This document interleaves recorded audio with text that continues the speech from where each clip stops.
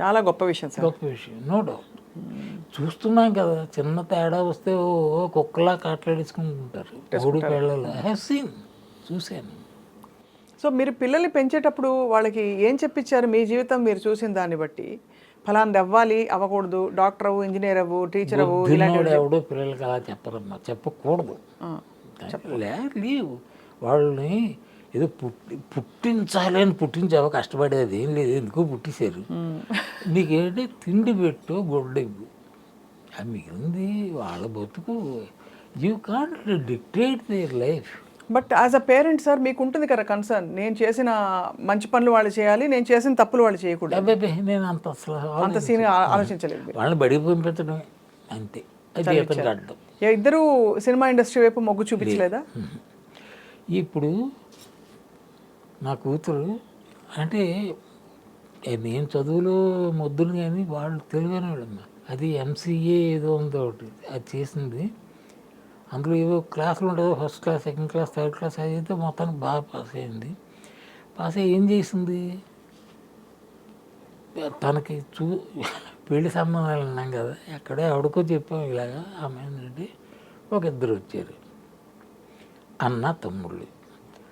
అన్నగారు పిల్లని చూడడానికి వచ్చాడు, చూశాడు, అస్తం అనుకున్నాం. 3 నెలలు పెళ్ళి అయిపోయింది, అయిపోయింది. ఓకే, కట్నం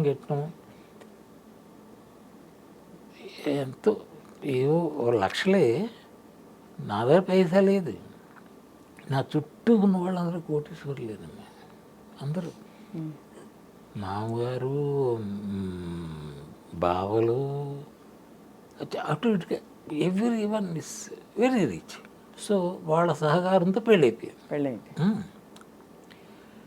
వీడు నా కొడుకు బీసీఏ చేశాడు. ఆ తర్వాత ఇక్కడ ఏదో బిజినెస్ స్కూల్ ఏదో ఉంది, ఇక్కడ ఏది ఇండియన్ బిజినెస్ స్కూల్ ఏదో ఒకటి, ISB Indian school of business. అందులో చేర్చుదామని నాకు సరదా. ఏదో అప్పో కింద ఏదో చేసి ఎవడ తల కొట్టుదాము, తనో చేసి చదివిద్దాన్ని. ఈ సైడ్ నో, లేదు డాడీ నేను ఉద్యోగం చేస్తూ చదువుకుంటాను అన్నాడు. వాడు బీసీఏ. నవ్వు అంటే బహుశా వాడి ఉద్దేశం డాడీ కష్టపడతారు అన్నట్టు అనుకుంటున్నాను నేను, లేకపోతే నో రీజన్. అలాగే ఉద్యోగంలో చేశాడు. వాడి ఉద్యోగాలు కూడా ఎలాంటివంటే లైఫ్ ఎలా ఉంటుంది వీడమ్మా. బీసీఏ అయిపోయింది, 3,000 రూపాయల జీతానికి చేరాడు.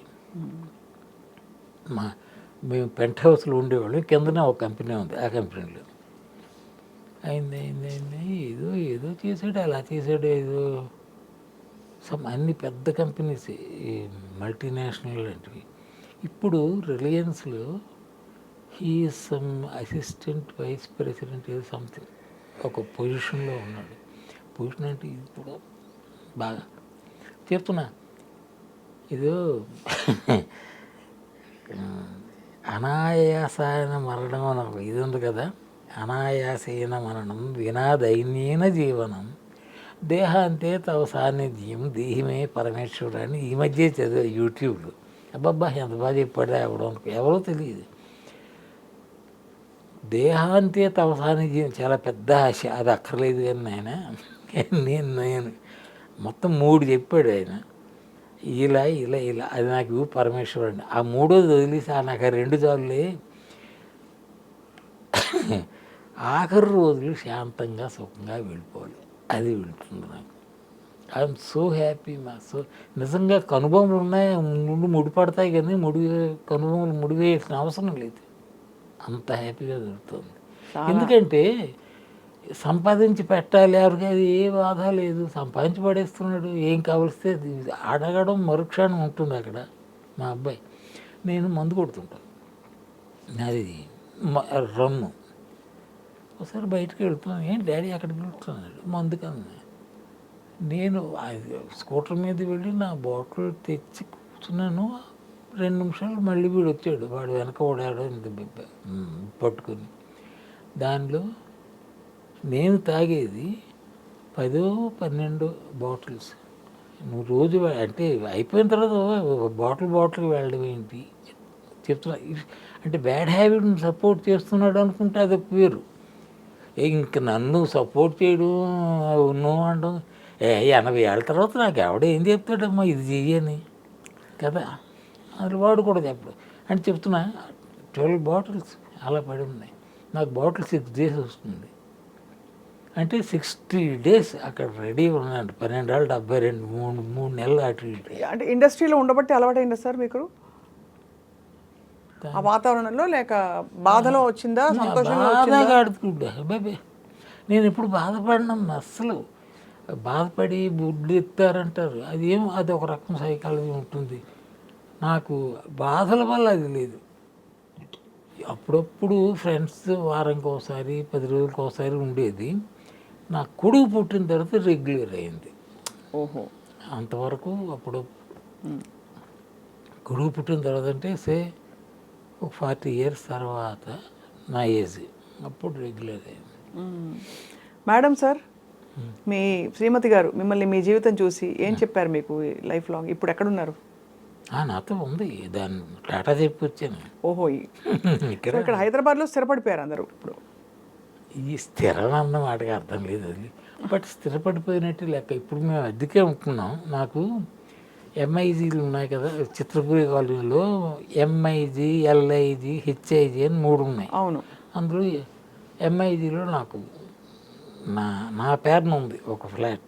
అది ఎలా వచ్చింది? అది రావడం కూడా చూసాము. అంటే లైఫ్లో ఏదో పెద్ద ప్లాన్లు చేయకండి, బుద్ధిహీనత ప్లాన్ చేయడం వద్దు, జరుగుతుంది. చిత్రపురి అని ఏదో పెట్టారని, దీనికి ఏదో పెట్టుకుంటే చీప్గా వస్తాయని చెప్పి ఏదో చెప్తే నేను మెంబర్షిప్ తీసుకున్నా. 200-500 మెంబర్షిప్ నేను తీసుకున్నా. అంటే కరెక్ట్గా 2000లో అమ్మ. 2000 ఇప్పుడు 2024 కదా, 2024 ఇప్పుడు 2000 దీనిలో కట్టాను. ఆ తర్వాత వచ్చారు అన్నారు. వాడి నంబర్లు కూడా వాడిచ్చింది మీకు, ఇదో ఈ ఫ్లాట్ అని పూర్తి కట్టేసి it's registered on my name, అది నా పేరు ఉంది. అంటే బేసిక్గా మీరు హైదరాబాద్లో స్థిరపడ్డారా? స్థిరపడడం అంటే ఇదిగా స్థిరపడ్డా, ఇదే ఇక్కడ ఉంటున్నారు, హైదరాబాద్లో ఉంటున్నారు. మరి ఇంకా నాకు బయటకు వెళ్ళాల్సిన అవసరం లేదు. నాదంటూ ఒక ఇల్లు, ఇంకేం కావాలి? Happies, all happies, full happies. అసలు అన్హ్యాపీ అన్న మాట లేదు తెలియదు, ముందు కూడా లేదు. అయితే ఒక విధమైన మెలంకలి వస్తుంది ఒక స్టేజ్ దాటాక. నెవర్ ఏ సఫర్డ్ మెలంకలిస్, నెవర్ లేదు. అంటే నా కొన్ని లక్షణాలు ఉంటాయి, అవి రావనుకుంటాను నా బుర్రకి. ఆ జాతికి చెందిందా అనుకుంటున్నాను.